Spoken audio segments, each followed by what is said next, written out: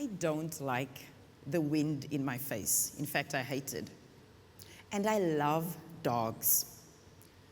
Good evening. My name is Elizabeth Maarman, and I want to talk to you about how my personal growth transformed my teaching.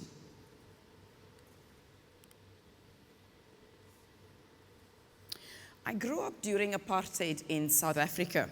Now, I'm not going to tell you how old I am, but my parents were farm laborers, and I had a happy childhood. My parents were strict, overprotective, and very loving. During apartheid, black and colored people would work on farms, and they were given alcohol as part of payment. This resulted in both my parents becoming alcoholics. Now, in South Africa, racism was very open. It was very clear. We had clear signs that put each and every one in their perceived place. And one of those rules that we had was the farm workers, we would be transported to different places on an open truck. And the rule was that all black and brown farm workers would sit at the back of this open truck, and the white farmer would drive around, and his dog would be with him riding shotgun. And to this day, I hate the wind in my face, and I love dogs.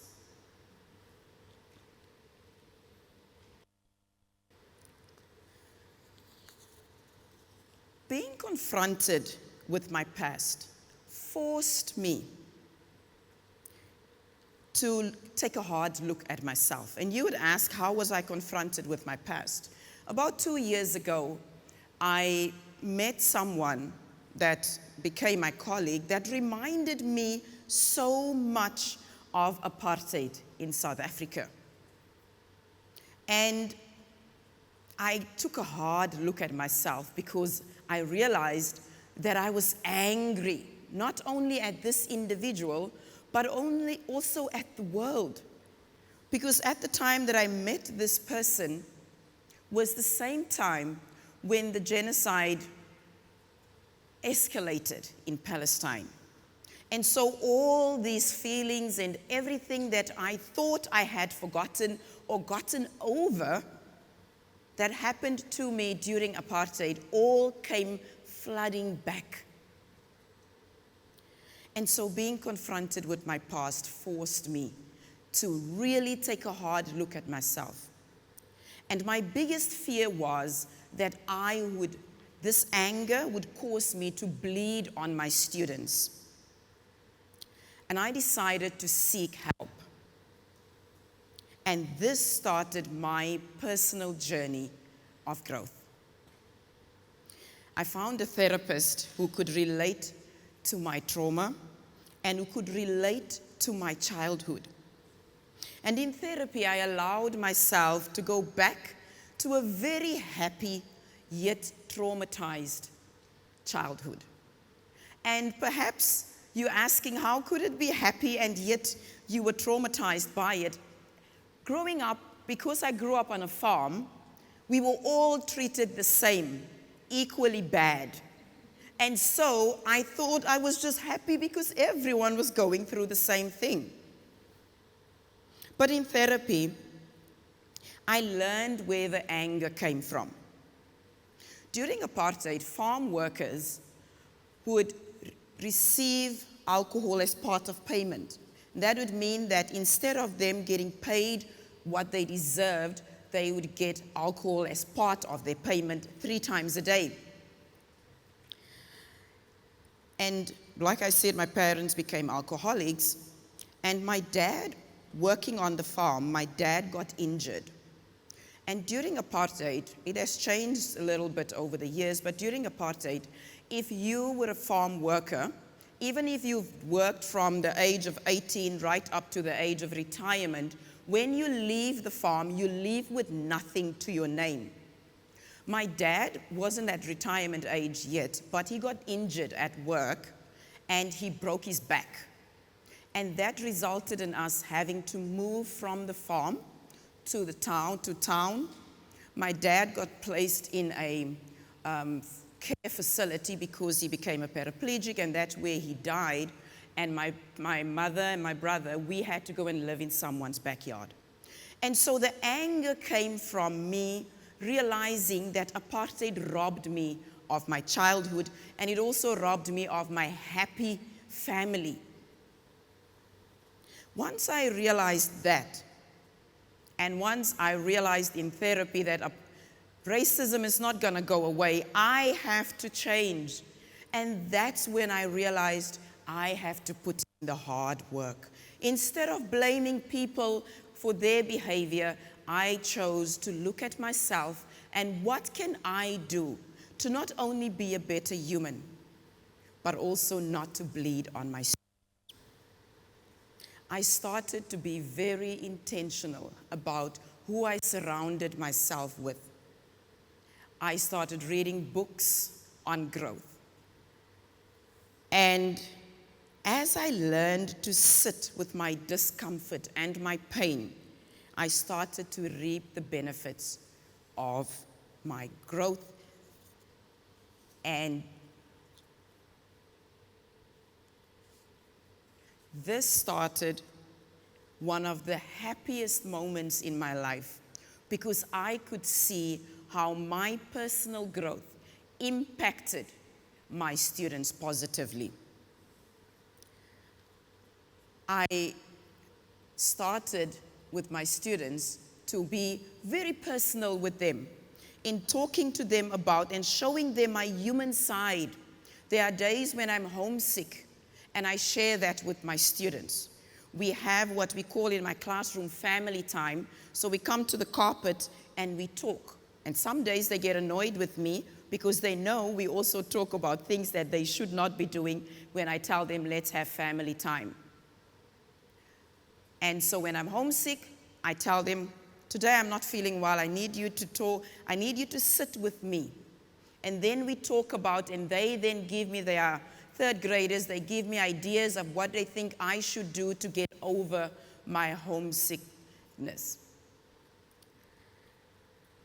And so we've learned to sit. I've shown them, today I'm very happy, these are the reasons why I'm happy. Today I'm really annoyed, and these are the reasons why I'm annoyed. And so I've modeled to my students to sit with their feelings. During this time that I was on this self-growth journey, not that I'm done with it, but my aunt passed away in South Africa and I couldn't attend the funeral, and I came to school and I told my students about it, and they just sat and we started talking, and they started sharing with me how they've lost loved ones in the past and how they've dealt with it, giving me advice on how to deal with the death of a loved one. The ripple effect of my growth, one of the advantages or one of the benefits is that I've learned not to tell my students not to cry. One of the things that we're tempted to do as adults is when kids are upset, we tell them, don't be upset, don't cry. And so I've learned to allow my students to feel all their feelings. When they are sad, I ask them, you sad? Yes, why are you sad? Okay, it's okay. When they're crying, and whether that be a boy or a girl that's crying, it's okay. Sit with your feelings and do the hard work. I have an armchair in my classroom, and when my students are upset, I ask them, do you want to go and sit in the chair? And when they're in the chair, I go and I check on them, and I ask them, are you okay? No, I'm not okay. How do you want me to support you? And then they will tell me, most of the time they will tell me, I don't know, I just want to sit here. And I tell them, okay, then you can sit. This time in the year, because we're in quarter 4, they will go and sit in the chair without even telling me sometimes. Someone else will see them sit in the chair, will go and check on them, are you okay? Yes, I'm okay, or no, I'm not okay, what do you want me to do? One of my boys sat in the chair earlier in the day, a while ago, And then he got up and he went back to his seat, and later in the day, someone else wasn't feeling well, and he told the person, just go sit in the chair. An indication that they've learned to self-regulate without me telling them or showing them or giving them the rules of self-regulation. Another benefit of my personal growth is the ability to have hard conversations with my students. When the genocide escalated in Palestine, my students came to school very upset and emotionally charged. We gathered on the carpet, we had family time, and I started talking to them about the injustices in the world. Because I was calm, I could listen to my students. I could redirect the conversation. And we ended up talking about how not all people are bad just because they belong to a certain group. We talked about how we could show kindness and how we could support the cause in Palestine or the genocide without spreading hate. For our all-school morning meeting, we wore the Palestinian kufiya. And for Sports Day, we chose Palestine as a country to support them without hatred.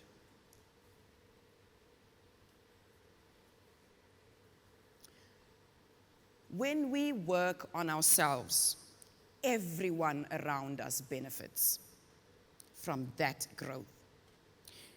I want to challenge you to step out of your comfort zone. Get to know yourself. Sit with the discomfort, because that is where the real growth lies. Thank you.